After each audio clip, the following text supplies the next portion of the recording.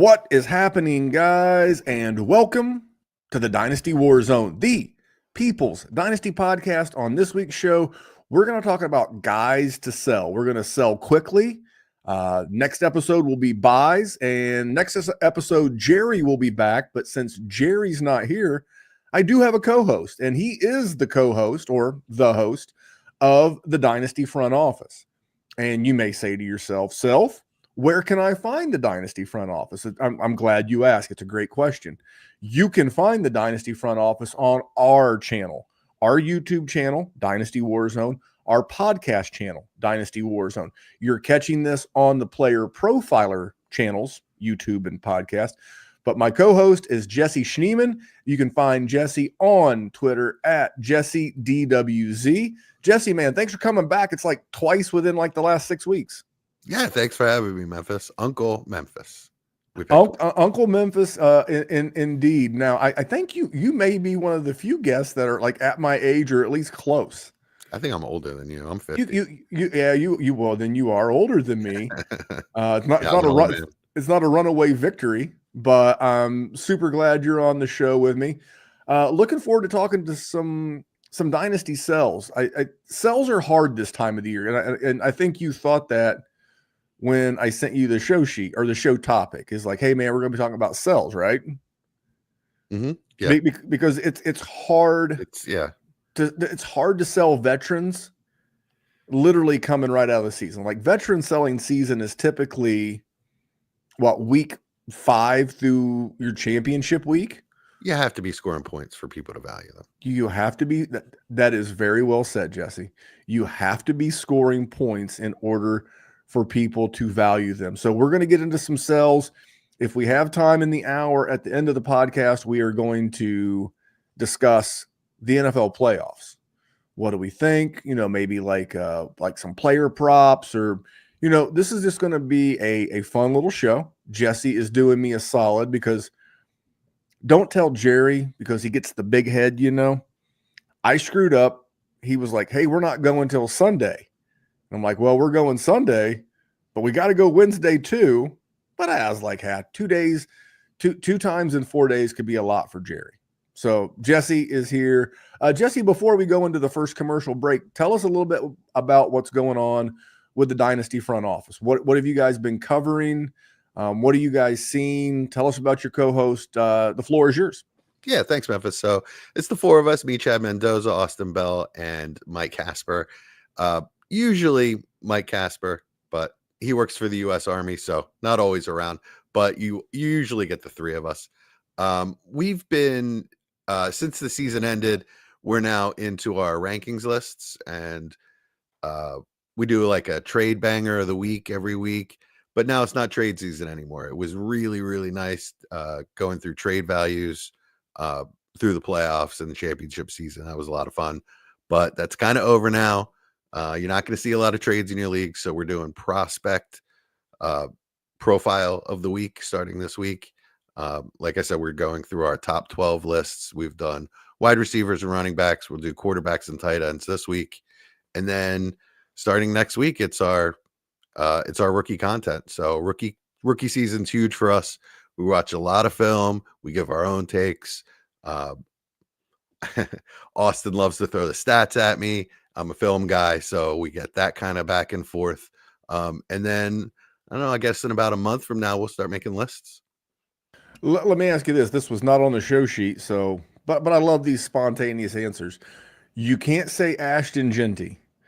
Do you have a favorite rookie in the upcoming class? Is like there a guy that, because obviously you're just getting started, just like we all are.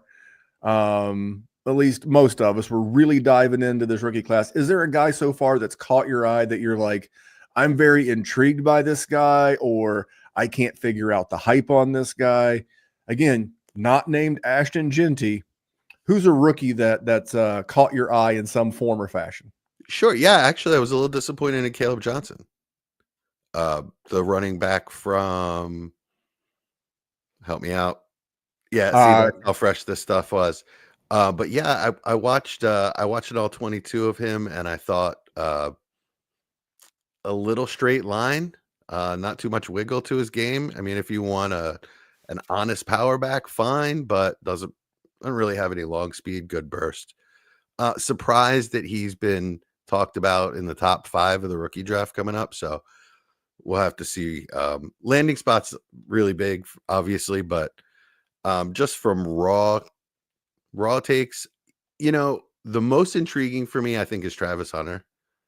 If that guy goes wide receiver only, he, I guess, could challenge Genty for 101, but hands down my 102.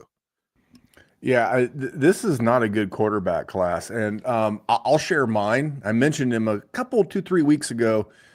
Jerry and I did a mock draft, and I took this guy, and the more I check him out, the more I like it, and I want to make sure it's Omarion Hampton. Yeah, dude, I am so intrigued where he's going to wind up. I think the kid's going to be an absolute monster. And then Ollie Gordon. I mean, like, again, I'm just getting started. So I'm doing the dynasty buys and sells because it's very timely. You need to start making these moves now, but that's also buying me time to do a little bit of research as we get deeper into January. We'll be able to start kicking up, just like you, man, just be able to kick up the rookie content. Well, listen, we got good people, bad tweets. We have people you need to sell, but I tell you who else knows how to sell: the Podfather. This episode is brought to you by Player Profiler, the Dynasty Deluxe package. The rankings are the best in the industry. It includes strategy mode where you can say, hey, change the rankings to be win now. Oh, change the rankings to be productive struggle. There's also a draft planner to help to strategize where you should take players because the draft planner also includes ADP. There's a trade finder where we look up on My Fantasy League and we see trades that are done, including a particular player. Then there's a trade analyzer where you can plug in draft picks, players, and we assign a lifetime value to draft picks out 5 years. The best thing about our trade analyzer, it can't be gamed with volume. And there's mock draft data to see right now what's the market for player X versus player Y, including in the fall when very few mock drafts are happening. And our Dynasty guide, the Dynasty Dominator, would cost you $10 on Amazon, but you get it for free with Dynasty Deluxe, and you get our rookie guide for free, a $25 value. So you get all of that for $45. I mean, it's a great deal. Yeah, and that rookie guide, now that's the 2024 ad spot, but if that includes the new rookie guide, I think that could be great. I'll ask that question and I'll get back with you. And if you sign up for the all-in package, use promo code WarZone. I don't know what it does, but it should do something. So check that out. Check out the Dynasty Dominator. All right, Jesse, I know you like this. Jerry can't say I treat you better than I treat him, because you also did not get a heads up on the good people, bad tweets candidate. And this one is from the Dynasty McCarthyian, formerly the Dynasty Jacobian. I don't know what the blue hell that means. And Jacobin. I think it's like I think McCarthy. When I think of McCarthy, like the general from previous. Anyway, but the Dynasty McCarthyian says, how about Justin Fields as the Seahawks starting quarterback next year? Reunite him with Jackson Smith-Njigba. Geno is washed. Fields is a free agent, and the fit is there. Now, Jerry, guys, I'm going to do this all night. Jerry, Jesse, Jerry. I saw your face when I read this. What was your thought when Mr. McCarthy in here thinks Justin Fields should be the Seattle Seahawks quarterback next year? Ouch. I mean, I do think Fields will get a starting job, but I think he'll be relegated to a team that just can't do any better, and he'll probably be a bridge guy. It just really doesn't make any sense. Geno's not washed. I mean, he's never really been that good to begin with, but he's not washed. He's running around like kind of looked more spry than he ever has this year. Let me hit you with some trivia questions. I don't like it. Well, I thought it was terrible, and they've already announced Geno as their starter next year. Like they've already come out and said we're not considering getting rid of Geno Smith. Let me ask you a question. Where do you think Geno Smith ranked in passing yards this season? Like from 1 to 35 or however many guys made a pass attempt. Where did Geno rank in that realm? Yeah, he started off super hot, and they had the number one passing offense in the NFL through the first quarter of the season, I believe. I would say Geno, and he was the number one passing yards through week 5 or 6. I would say Geno probably finished 6th. 4th. Okay. 1 yard ahead of Sam Darnold, ahead of Lamar Jackson, 400 yards ahead of Patrick Mahomes. I mean, that's nuts. 450 ahead of Brock Purdy. So he's washed, right? So what do you think his completion percentage was on the season? I'm going to go 62%. Try 70. Oof. 7 out of 10 passes Geno Smith attempted were caught. It's crazy to me that he does throw interceptions and he does get sacked a lot, but Geno's fine. He's got big arms too. And I've never been a Fields guy. Never. I mean, listen, I just want you to close your eyes and imagine, unless you're driving, Justin Fields and Anthony Richardson trying to have a catch with each other. I mean, I hope they have nets on but here's the thing. I thought Justin Fields would have kept the Steelers job.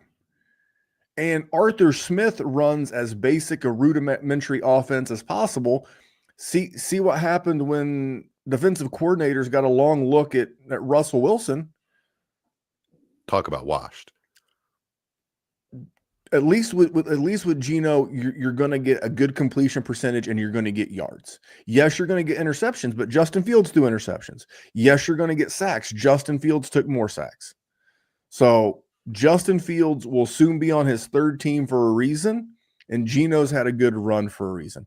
It's time, and I don't know why he gets so much more deference than Mac Jones or Trey Lance or any of the other guys from that class. He's a backup quarterback.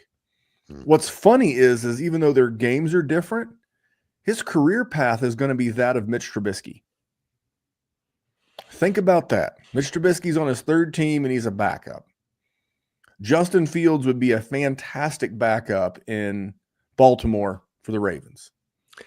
Like I said, I think he'll get a bridge job somewhere like, I don't know, Tennessee I think Raiders. I think he should went to the Raiders last year. And you're probably right. And maybe he has a Sam Darnold year. I just don't think it's Seattle. Doesn't make a damn bit of sense to me. No. So that is why the Jacobian, and let's be honest, I don't think it helps Jackson Smith-Njigba.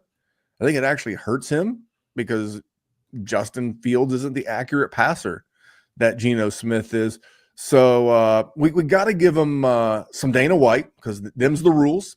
I'm going to tell you this. It was a huge fucking clusterfuck. Yeah. Completely fucking irresponsible. A shit show. Dangerous, stupid, irresponsible, and just completely fucking ridiculous. I'm having a hard time finding a disagreement with Dana White. That was a bad tweet, but he's a good person. That is good person, bad tweets. Now, Jesse, here we go. We're going to start selling some guys. And we're going to start with a veteran. Now, we're not going to sell a veteran that is dust, right? He can't be dust particles. You can't come to me and say, Memphis, it's time to sell Devontae Adams. Derrick Henry. Yes. It's like, we all know. Sir, and nobody's buying. Yes. So now Derrick Henry, you may get more customers, especially if he stays healthy, because that guy's different. I hate the term because the kids use it too much. I hate the term built different. Derrick Henry is, in fact, built different. So you're saying he's 2 Chainz? He is 2 Chainz. Formerly Titty Boy. But I could talk about from rappers all night long, but these people want to hear about a veteran sell. And you sent me your list, and I cannot wait for you to break down your first guy. So the floor is yours. The first guy, he's a veteran. Maybe he's coming off of a good season. Maybe he's got a good name out there. Who's your guy? My first guy, maybe popular, maybe unpopular, is T. Higgins. One thing we know is that he's polarizing. So T. Higgins coming off a year where he finished as wide receiver 17 while missing 5 games. Had a spike year in touchdowns with 10. I think his previous high was 6. Had 5 last year. So really a spike in production while he's in there. Is set to get the bag. They can't franchise him again, realistically. They're not going to pay him what he's going to get in the open market. He's getting $30 million a year. The Patriots will pay him that. I think the reports are already out there that they're preparing the bag to be delivered to T. Higgins, which leads me to believe that his production has spiked. I mean, it's reached its high value. We're at the high water mark for T. Higgins production. When you take a receiver like T, who's benefited from single coverage, when you have the best wide receiver or second best wide receiver in the NFL next to you, obviously you're going to see a lot of single looks, a lot of zone looks, which he benefits from.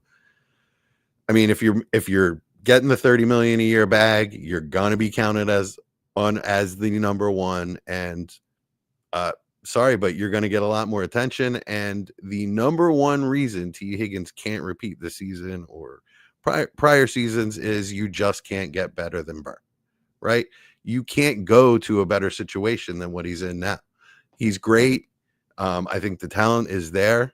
I love T. Higgins, but it's just not realistic that he's going to repeat these numbers in a different system with a different team with the focus on him.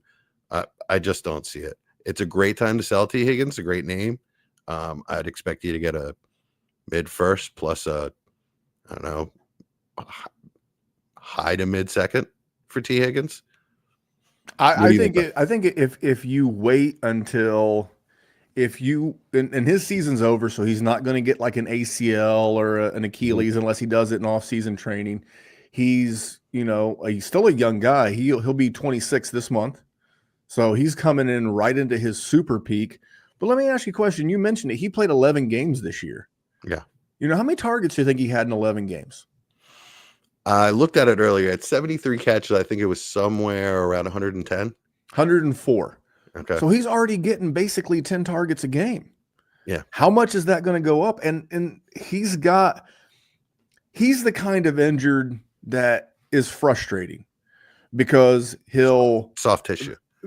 Because he misses 2 games here. He misses 3 games there. He misses 1 here. When he spikes big. He had 5 games of 19.8 or more points this season. But then the rest of them are very meh. And his entire the week 18 game obviously the week 17 game was the blow up spot against the Broncos. He scored 40 points. So, when I average these guys out, I like to take out their best score of the year and their worst score of the year and average the rest. And if you want to sell T. Higgins, I have no problem with that, especially if you can get like a good cash out. And we're going to talk about guys that you should be buying on Sunday. So tune back in for the companion podcast to this one. We may have some guys that you can go get instead of T. Higgins and get some like draft capital back. So stick around for that one. Go ahead. So Memphis, even if T. Higgins was going to stay on the Bengals, I don't see 10 touchdowns as repeatable. Touchdowns are too variable from year to year. And again, his previous high was 6. So he's more likely to be in the 4 or 5 range next year. And then again, not having Burr throw to him, the touchdown spike just is very unlikely to happen again next year. No, I agree. But if I'm selling, I'm waiting until free agency. Absolutely. But let him get the bag first and then get your full boat when there's hype building. And you mentioned it, I tried to look it up.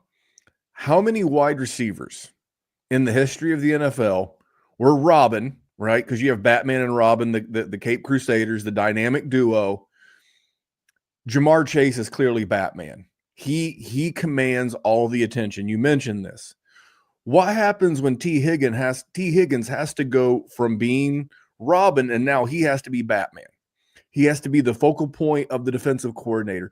He has to be the focal point of the number one corner. His time in the handful of games that Jamar Chase has missed over his career have been very hit or miss. So if you want to get a bag for T. Higgins, the bag is going to come mid-March when he signs with a new team. So you can get a bag while he's getting a bag. I'm going to hit you with mine. And this is painful. This is painful because this is one of my absolute favorite players in the NFL, one of my best hits in the history of doing rookie analysis, and an Indianapolis native. It's Terry McLaurin. And I love TMC. He's 29. He'll turn 30 in the offseason, which you see the way guys like Mike Evans is playing. It's not a death sentence. Terry McLaurin been a very durable guy. He has played all 17 games 4 years in a row, over 1,000 yards every year. But to Jesse's point about T. Higgins, you don't think 10 touchdowns is repeatable? I don't know that 13 touchdowns is repeatable for Terry McLaurin. Absolutely not. You know, second best season ever in total receptions. And he had 13 touchdowns this year, Jesse. How many had he had the previous 3? So 13 this year, 21, 22, 23. How many touchdowns did he have in those 3 years? Total in 3 yes, years? Yes, sir. Total. 8. His no, sir. 9? 14. 14. Okay. He's always been a low touchdown guy. I absolutely love that he had a great year. It's a career year. I think he finished as wide receiver like 8 on the season, somewhere in there. It was his best career finish. And I know what you're saying. Jaden Daniels is not going anywhere, but me personally, I always like selling these. I don't say veterans, but he's a pretty veteran guy. He played 6 years in the league. He's old for a 6-year veteran. Like you think of a 6-year veteran, he's 27, 28. This guy's going to be 30. And what a good time to move him, especially if you're not going to be contending next year. I think right now you could probably get a first plus. I think as we get closer, and you know what? With the quality of this rookie class, you may find somebody who wants to give you a first for Terry McLaurin. It hurts to say, but again, I'm always going to move guys coming off of career seasons. Jesse, what are your thoughts on Run TMC? Yeah, for somebody I was buying for a second or 2 seconds last offseason, absolutely sell them for a first this offseason. It's a really nice cash in on your investment. What happens when someone that can actually play is catching the ball instead of Dynasty Brown? I mean, I've seen Alameda Zacchaeus have games. What happens when those are 2 players that can actually play instead of, the corpse of Zach Ertz rolling around out there? I mean, yeah, he can still catch, but he can't run at all. So what I'm saying is once Daniels has a couple more options, and he's a rushing quarterback, you really can't count on those touchdowns from McLaurin. And he did a lot of it late in the game. Like he had a 70-yard bailed you out in the fourth quarter. Yes. It felt like Hail Marys all season. He didn't catch the Hail Mary. That was Dynasty Brown, right? But I mean, that was Noah Brown. It wasn't Dynasty. Noah Brown, Dynasty Brown, same guy. I mean, essentially, it really was kind of a crazy ride with TMC this year. And if you can get out, man, please, more power to you. Yeah, because 82 receptions is right along his career average, 79, 77, 77, 87. I mean, that's who he is. He's an 80-ish catch guy. 1,100 yards. Last year, 1,000, 1,190, 1,191, 1,000, 1,118. That's who he is. Mm-hmm. The big spike this year's touchdowns. And as we've said several times on this show, touchdowns are not repeatable. Give me a breakout guy. Give me a guy who's not a rookie. He's a young guy. Let's say he's within the first 4 years of his career. He's on his rookie contract, Jesse.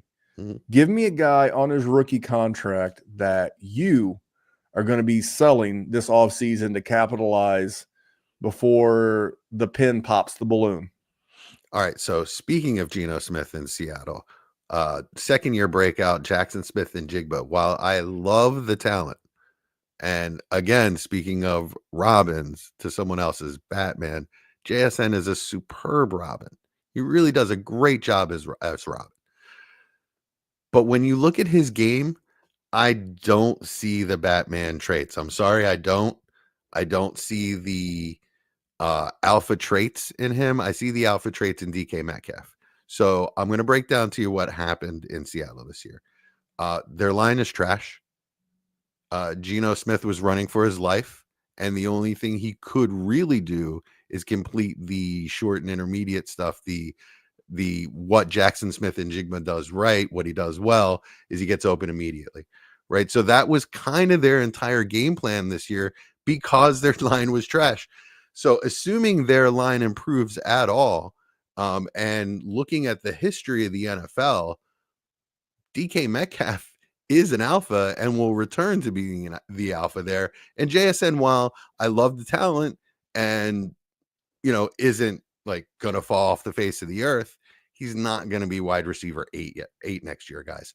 You'd have to believe that he is Amon-Ra St. Brown.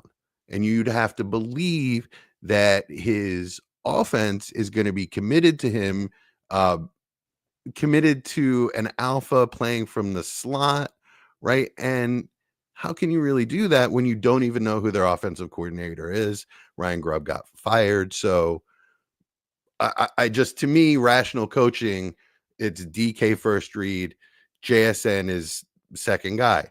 That's when you look at the Eagles, AJ Brown is he's the Batman, and Devontae Smith is the Robin. It's always going to be that way. That's why Devontae Smith on another team is probably a dynasty wide receiver 1, but on the Eagles, I mean, he's mid wide receiver 2. So that's kind of how I see JSN long term, and his value at wide receiver 8 is spiked so high right now that he just has to be a sell to me. I respectfully disagree. He's not a buy for me, but his stats are very repeatable. Now, the one comment you made that I 100% agree with is we don't know what the offensive coordinator looks like next year. And I would not be surprised if they don't trade DK Metcalf in the offseason.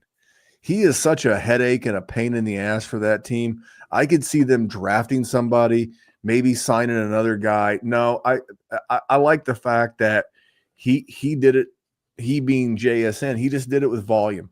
137 targets in 16 games, so 8.5 targets a game, only 1,100 yards, had a couple of big spike games, only 6 TDs, and I think there's a real world where both Noah Fant and Tyler Lockett are not back. My only concern is that the new offensive coordinator hired by the head coach, who's a defensive-minded guy, does he want to slow the game down a little bit, take some of the air out of the ball? Maybe second-round running backs on your team. Yeah, I know, but one of them can't stay healthy, and that breaks my heart because I love Kenneth Walker III. I from a talent standpoint, I would put him in the like RB5 range, from like just a pure fantasy point scorer and a pure talent. He's in that top 5. He just can't stay healthy. Another guy who just misses time after time after time. When we did our running back list, I had him at RB6 if I could combine him with Zach Charbonnet into one player, but Austin wouldn't let me do that, so I had to put him 13. All right. Well, you went spicy with your breakout player, and you wanted to use my breakout player, and we're going to come to my breakout player right after a word from FastDraft. Oh, incredible news about FastDraft. FastDraft DFS is live. It's called the Flex 6 Frenzy. You just draft 6 guys, running backs, wide receivers, tight ends for the Sunday slate. You like Jahmyr Gibbs? You like Jackson Smith-Njigba? You like Tyrone Tracy? Draft him. And the beauty is you can just order 5 teams, submit your rankings, and FastDraft will email you the results. We awarded $1,000 in prizes our first week, and we're just going up from there. Soon there's going to be a select 6. No drafting at all. You just pick any 6 guys. Our DFS mantra, just say no to salaries on FastDraft. Don't forget there's free tools on FastDraft too. You want to get ready for startup season? We've created the best Dynasty mock draft experience there is. And if you want to play in these DFS contests, and our best ball contest for 2025 are coming very soon too, just use promo code PODFATHER when you deposit and you get a free draft. It's that easy. And you're like, oh, I already have FastDraft. Great. Refer a friend. Have them put your username in as the promo code, and then you and your friend will both get an instant deposit match up to $25. We got DFS. We got Dynasty Mocks. We got Best Ball. It's all there for you on FastDraft.app. Check it out. And the promo code is PODFATHER. Well, allow me to run a little interference there. The promo code is WarZone. WarZone. If you use WarZone, like if you're a new FastDraft app user and you use the promo code WarZone, you'll get a dollar for dollar deposit match up to $50. There's going to be playoff DFS, and the most important thing, the best reason to sign up now is you'll be ready for best ball. You'll be able to use the Dynasty mock tool. It's a great app. Even if you don't deposit, you can still use the promo code WarZone. It lets them know we sent you. And it's another tool to help you get ready for this upcoming rookie and dynasty startup season. So I owe you my guy, Jesse. Are you ready for my breakout guy to sell? Yeah. I mean, considering I had the same thought. For me, it's Chase Brown. And it's not a great athlete. I mean, he's a great athlete because he's in the NFL, but by NFL standards, not a crazy athlete. And he wasn't even their preferred running back to start the season. They had every intent of, and they were using Zach Moss to start the season. He started 10 games. Obviously, most of those were the back of the year. Came up just short of 1,000 yards, 7 TDs. That's repeatable. But the number one thing that makes me think Chase Brown's a sell, and you and I did this before we went live on YouTube for our Patreon podcast, patreon.com/Dynasty WarZone, that you and I talked about how good this rookie running back class is. And I don't think Zach Moss comes back. I think Cincinnati is going to add additional running back. And if they do that on day 2 of the draft, Chase Brown's cooked. And I this is normally the archetype of players that I like. I like these guys that are on rookie deals. It's cheap for, rookie deal attached to a paid quarterback. It's the same reason why I like James Cook. It's the same reason why I liked Isaiah Pacheco. What do you have to do at a team if you got to pay Jamar Chase, maybe T. Higgins and Joe Burrow? You got to go cheap at other places. What's cheaper than running back? They're going to add a rookie. If they add an Omarion Hampton, if they add an Ollie Gordon, God forbid they add an Ashton Genty, Chase Brown sunk. So you probably didn't pay a lot to get Chase Brown, and there's a lot of opportunity to move off from him. I love the offense. I love Burrow, but you had the same thought. What were your thoughts about selling Mr. Brown? Well, disclaimer first, I want to sell every running back. So any running back that has not named Jahmyr Gibbs. Yeah, right. Any running back that has any value that's not in the top 5 of dynasty running backs, yeah, I kind of want to sell them. But Chase Brown in particular, it's been a little polarizing on our podcast where Chad had him in his top 12. I think he had him somewhere around 10. And I can see that if he doesn't get drafted over, right? It's high risk. If the Bengals decide this is our guy, he did such a great job for us, we'll just take some late round guys to compliment him and, we'll roll with him. Then you really struck gold. But like I said, it's high risk. There's a very high probability in a deep class that they will draft somebody. Doesn't really even take somebody with, like you said, tremendous talent, even just to take away some of the volume. You'd assume that it would be some sort of split backfield, and you're going from an elite producer now to just kind of an average place in your flex kind of producer. Let me throw out a very real recent thing that could happen to Chase Brown. Okay. Now everybody thought Kyron Williams was going to get usurped by Blake Corum, right? And really what happened was Bucky Irving came out of nowhere and took Rashad White's job. Remember, Rashad White came in and took Leonard Fournette's job. You remember that? Oh, yeah. And then all of a sudden in year 2, Rashad White has a great year, and then they draft Bucky Irving. And Bucky Irving comes in, and what's he do? He did to Rashad White what he did to Leonard Fournette. And I'm looking at Chase Brown's athleticism. It's not horrible. He was the 6th most athletic running back of his 2023 draft class. So maybe a little bit of a better athlete than I gave him credit for. But just a guy. And again, I'm feeling that Bucky Irving, that type of gig. So I think it was great while it lasted, but I think he's on the way out. Fun fact, his twin brother, Sidney Brown, was a 4th round safety for the Eagles, plays backup and special teams. So also not a tremendous athlete. Best comparable on Player Profiler, Darrington Evans. Oof. Just not the type you want to invest in. And again, I could go back to his average rookie draft position from that year. I can actually do a little bit of that and come back to it, but I just don't see it, man. I think now's a great time to cash out. Agreed. Yeah, you can get anywhere from like 108 to 110 for him, 112 for him. Absolutely take it. Take the money and run. Yeah, and I think you'll get that because he's attached to Joe Burrow and he's on a rookie deal. So you feel like you got 2 years. You do with Chase Brown what you want. I'm getting out of the Chase Brown business. I filibustered enough to get to a 2023 rookie draft live league, and he went at the 301. So if you got him at the 301 or you drafted him last year during Dynasty startup season, this is how you build generational dynasty wealth. You got into a guy super cheap at a super transient and easy to move around position.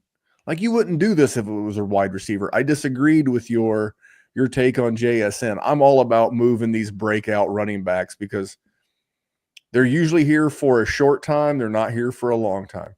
All right, Jesse, you have melted the YouTube comments tonight, but I'm going to give you one last chance. One last chance to melt the internet tonight. Who is the one rookie from this most recent rookie class that you're looking to sell? Memphis, we're just getting started. You think those were hot? We need to sell Brock Bowers, my friend. You know, I'm going to let you get into why, but I'll be honest. His name crossed my mind, and I'll just share briefly. The reason why he crossed my mind is because he's currently valued as the tight end 1. And he produced as the tight end 1. Fair enough. But your value can't get any higher than high. And I'm sitting here asking myself, could I get Trey McBride plus? That might be. All right, I have a couple scenarios for you. That might be a little rich.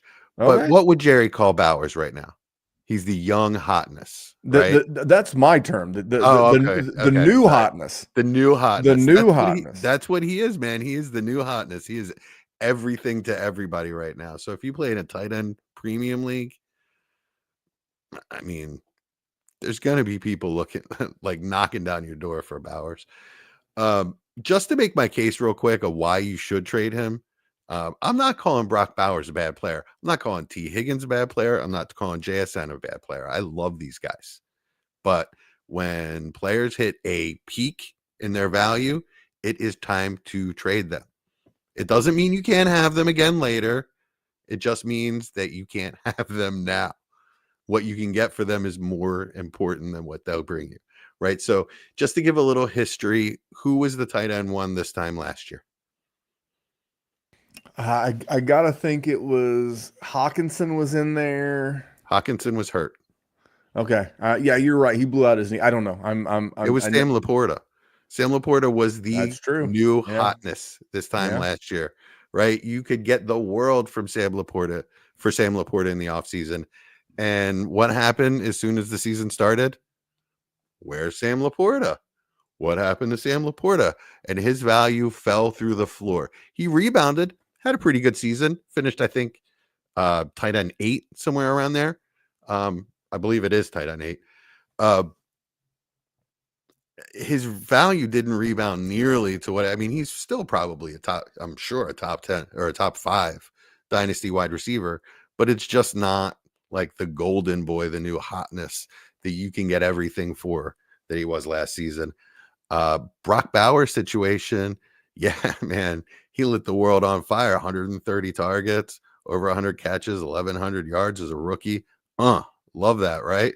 What happens when they bring in a new coach, a new offensive coordinator, a couple of other weapons, a new quarterback? Yeah, he's a talented guy. He's a really talented guy. He's definitely going to command targets, but is he really going to produce that season again?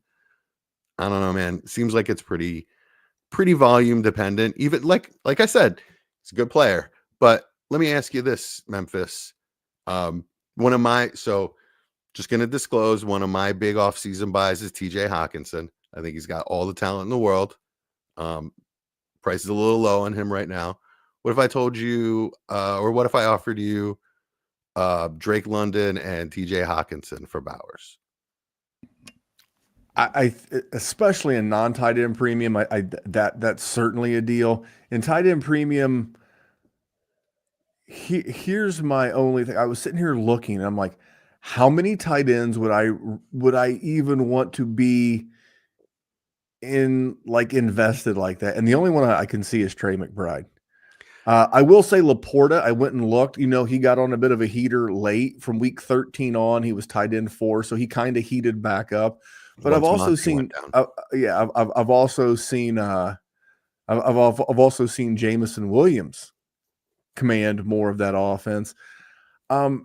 He's so good. I couldn't imagine selling him. Like I said, the only person I think I could personally, because I thought about this one right here, so I'm not pretending like you're some crazy knucklehead out here on an island smoking crack. I mean, you could be, but you're not. I believe there are leagues, let's call it a 0.75 premium league, that you can get someone somewhere in the range of ARSB and like a Jake Ferguson, somebody that you can plug in every week. Not going to score you a million points. Not going to be let me ask you this. Not going to be a tight end top 5. But you're going to get a top 5 wide receiver and a starting tight end. Let me ask you this. I think you might even be able to get Hawk in that deal. I'm going to make this really hard for you. Okay. I'm going to make this really hard for you. So tight end premium league, 1.75 per tight end reception. You can get Mark Andrews and Jackson Smith-Njigba for Brock Bowers. The problem I have with that is Andrews' age. Yeah. If you had said Kittle, I'll do that because Kittle's just a smash, going to win me the championship this year. I don't care about the age. Kittle. He's the only other guy besides McBride and Bowers that was really relevant at tight end this year. Yeah, my only issue with Kittle is, again, his age and his injury. Because if it wasn't for injury, Kittle's your number one tight end because he missed 2 weeks. He was tight end 2 on the season, right? And he finished just behind Bowers, but he missed 2 games, whereas Bowers played all of them. Bowers is going to get a QB upgrade. There's pros and cons to this. Like I said, he's never going higher than tight end 1. Given the format. Again, me personally, I don't hate the take. I thought about the take. For me, the only other tight end that I want to be in the tight end business other than Bowers is probably McBride, given the age. Let me hit you with mine. And mine's going to shock you. And it hurts to say because I'm such a fan of this guy's father. And that's Marvin Harrison Jr. Let me ask you a question. How many targets do you think Marvin Harrison Jr. got this year? Was it over or under 100? I'll go over. It was. He had 110 targets. Do you see that number going up? Because Trey McBride's on the team and Michael Wilson's on the team. They could potentially invest in another wide receiver for this offense. And let me tell you this: how many of those 110 targets did he catch? So what was his catch rate? Somewhere around 80. He caught 57 balls. Woof. He caught essentially caught half of all the passes that came his way. So what I did is to try to make this fair is I went in and I looked at Michael Wilson, and somehow I've moved my screen and now I can't find Michael Wilson, but I will find him. He also had approximately 100 targets, and Jesse, he caught like 70 of them. So what are your thoughts when I say Marvin Harrison Jr.? I assume that you're a huge Marvin Harrison. I had it backwards. He had 71 targets, so I knew the number 71 stuck out.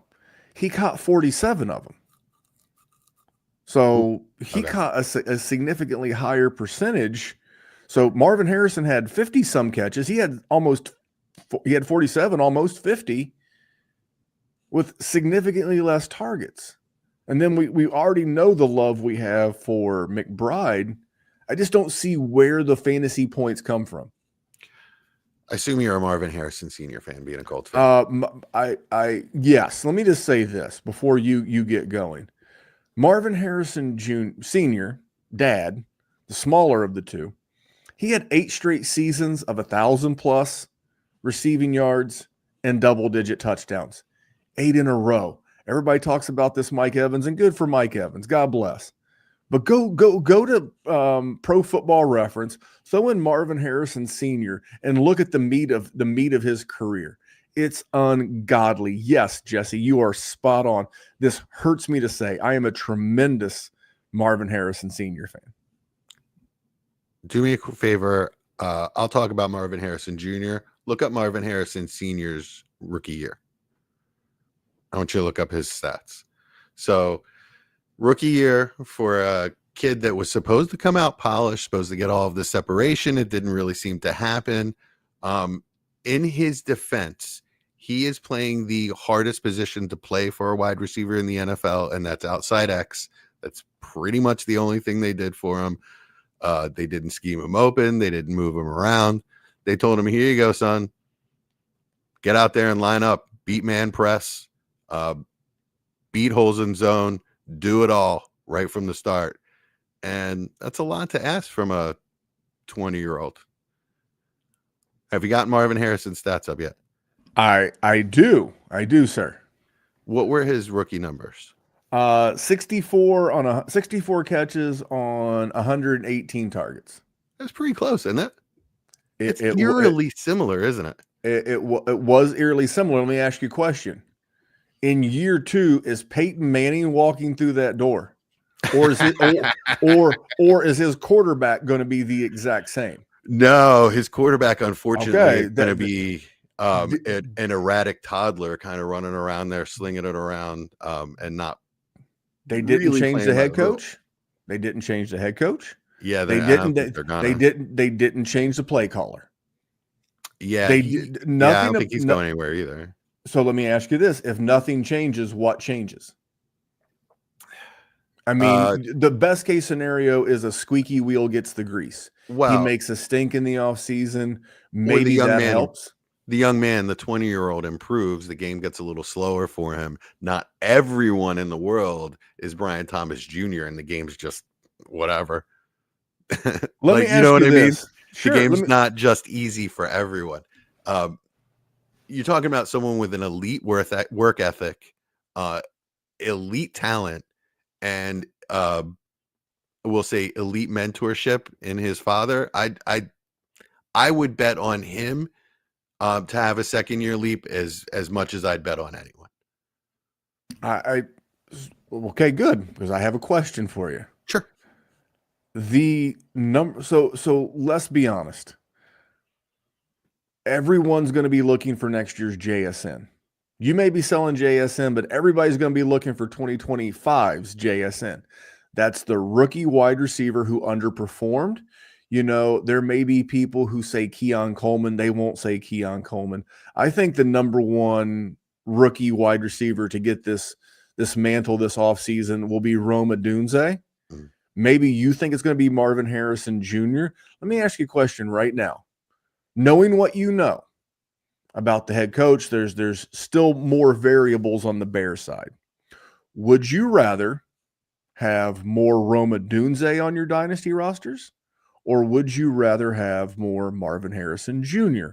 on your rosters? I'll still take Marvin Harrison. I'm going with the talent. I love Roma Dunze. I think he's a hell of a player.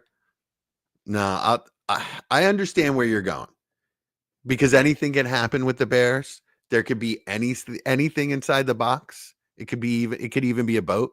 You know what I mean? I get that. The whatever's behind door number 2 is really, really enticing. I'll take the elite talent. I don't hate it. The big thing I like about with Roma Dunze, and Roma Dunze is not one of my sells. I'm merely just bringing this up for grins.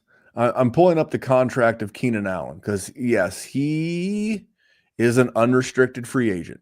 He's also 33 years old.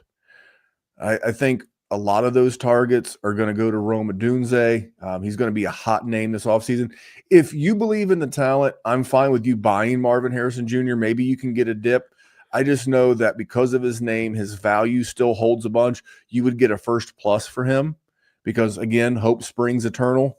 I don't see what changes now with no new head coach, no new offensive coordinator, no new quarterback. There's even potential where they bring in even more weapons, although I doubt it because they have Michael Wilson. Maybe they go for a wide receiver 3 upgrade. They seem to kind of favor Greg. It's all about his talent and him improving. Now, if you ask me at cost, I'll take Roma Dunze because I think I can get him a lot cheaper. Well, there it is. Those are 6 guys that we're selling. Maybe you agree. Maybe you didn't disagree. Leave a comment if you're watching on YouTube. A lot of people took homage to your sell T. Higgins take. A lot of guys we're not super fans of selling T. Higgins, but a little If I told you guys to do the obvious thing, why would you listen to the show? Exactly. If you're looking for it, and it was nuanced, you had some reasoning. I think you're buying high right now. I think the savvy gamer is understanding that he's going to be on a new team and a lot could happen. But speaking of a lot can happen, the playoffs are this weekend. So real quick, since Jerry's not here, I want to go around the horn.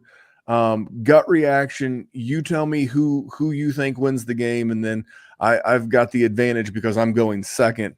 First game on Saturday this week is going to be the Chargers at Houston. Who do you got? I'm going to go Chargers. I think Houston's kind of falling apart at this point. They're ready to fold. I agree. I think the Texans are leaking oil, and it's going to be tough.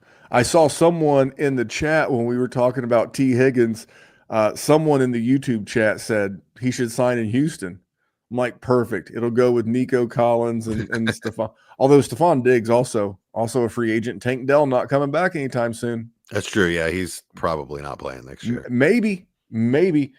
Saturday evening, Baltimore and Pittsburgh. Pittsburgh's at Baltimore because Baltimore won the division. That's kind of in your neck of the area as our resident East Coast guy.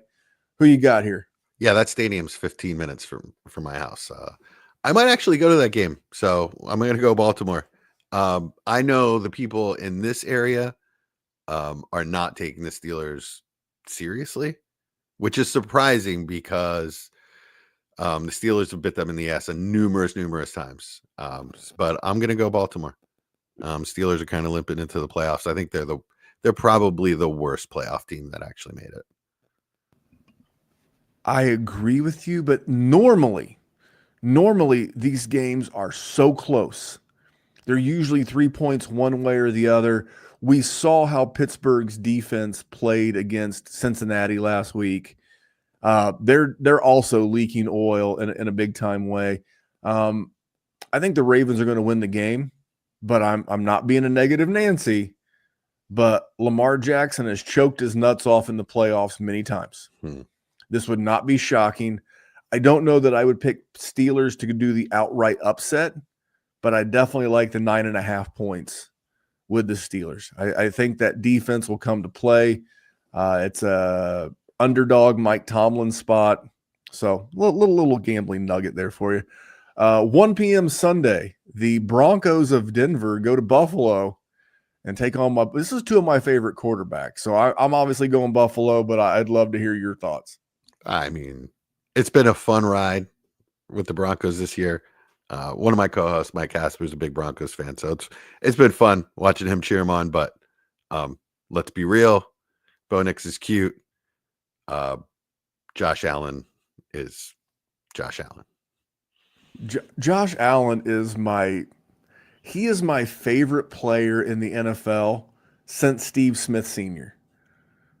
And it's just something about the guy that like Steve Smith Jr. I love because he was like a 5'8", little 180-pound ball of hate.